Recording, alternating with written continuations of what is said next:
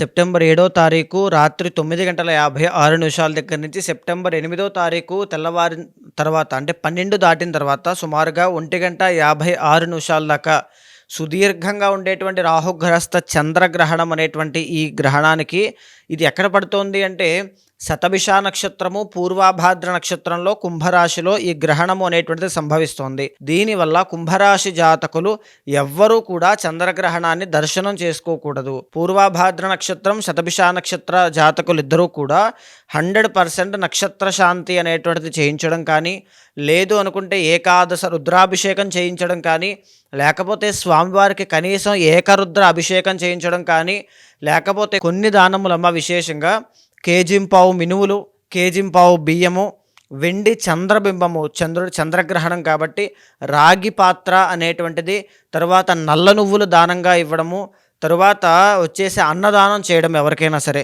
ఇవి చేయడం వల్ల ఉన్నటువంటి గ్రహణ ప్రభావం నుంచి చాలా తేలిగ్గా బయటకు వస్తారమ్మా. వాళ్ళకి అనారోగ్య సమస్యలు కానీ, లేకపోతే రుణ బాధలు కానీ, ఆర్థిక ఇబ్బందులు కానీ, విద్యాపరంగా ఆటంకాలు కానీ, సడన్ యాక్సిడెంట్స్ కానీ, గాయాలు పాలవడం, ఆపదలు, ప్రమాదములు ఏమీ లేకుండా గురు చరిత్ర పారాయణ అంటే దత్తాత్రేయ స్వామి వారి యొక్క గురు చరిత్ర పారాయణ చేయడం ద్వారా వాటన్నిటి నుంచి బయటకు వస్తారండి.